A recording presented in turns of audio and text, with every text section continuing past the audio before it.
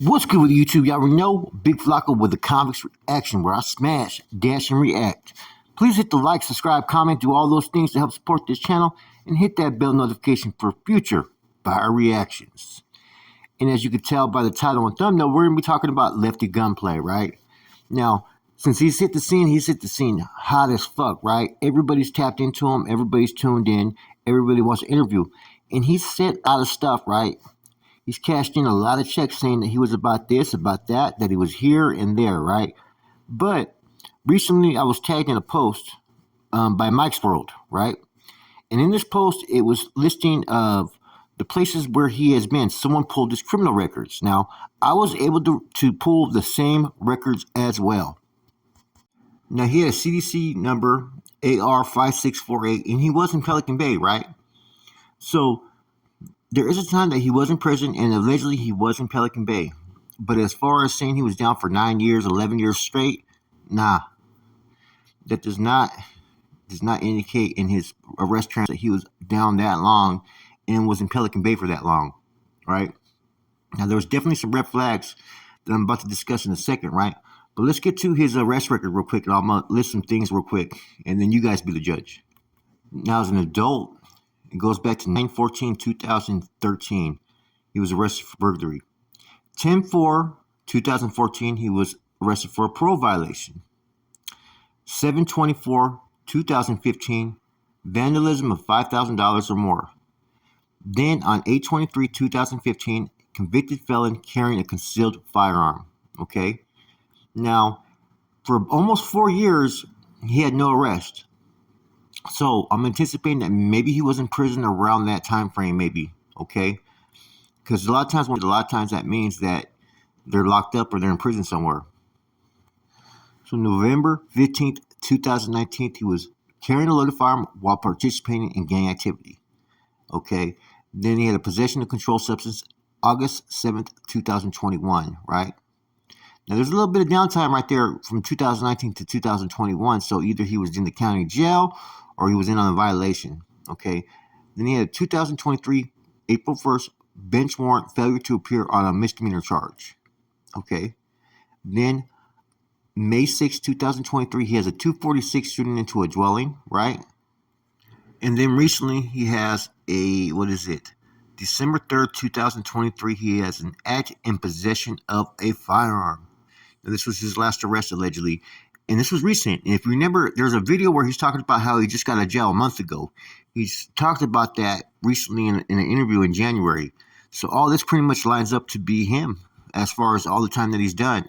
And if he was down doing all that time, that he claims he did, right, around all those people, Chris Brown and all that, right? Those are all different years in the county jail. Draco and all that.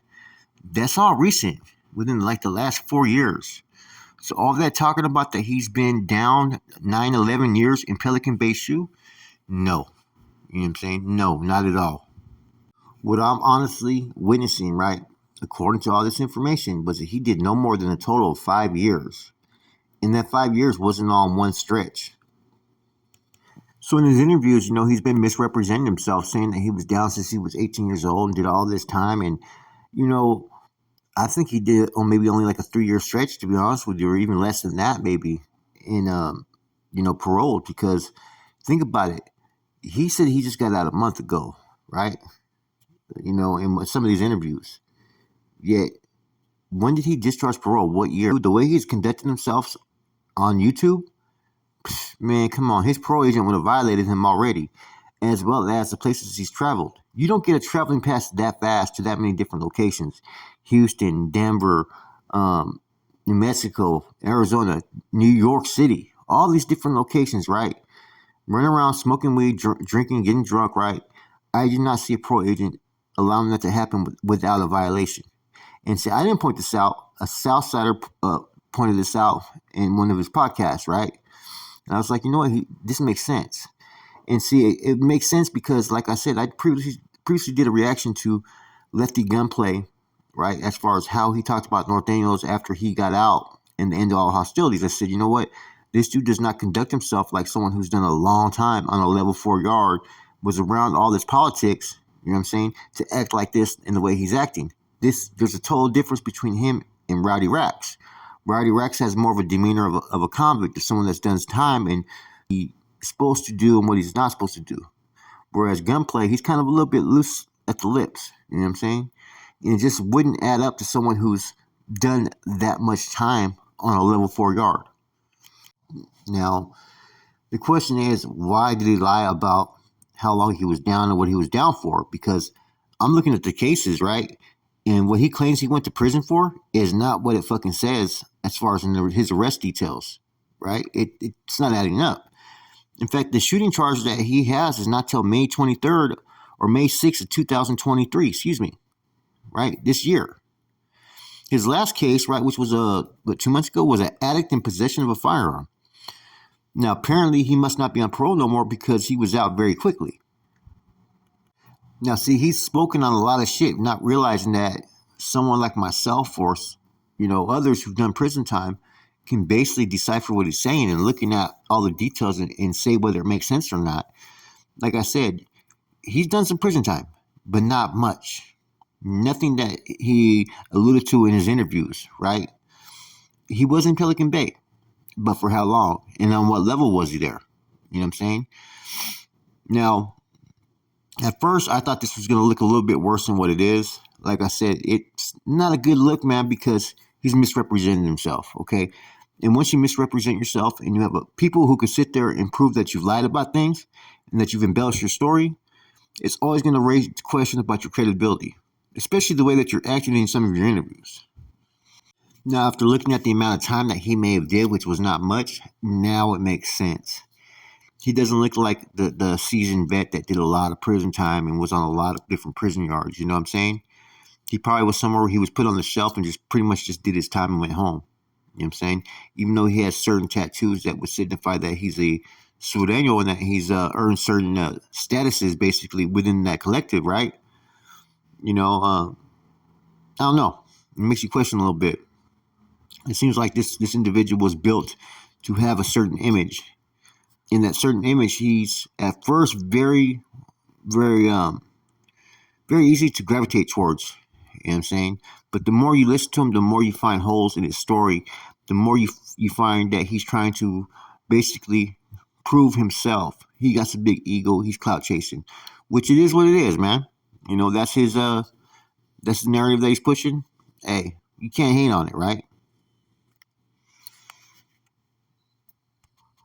Then he's talking about all those people that he was in the county jail with, right? Chris Brown, Draco, and all this stuff, right? Those are dudes that were just locked up like in the last, 3 to 4 years, right? There's no way that you were doing prison time then. You was in the county jail a lot of these times. Which the county jail in itself, let's admit it, it's almost like a fucking prison, right? But it's not though. As long as you're doing what's expected of yourself and your people, you're going to be all right. Especially at that young of an age. People are going to be less likely to politic against you.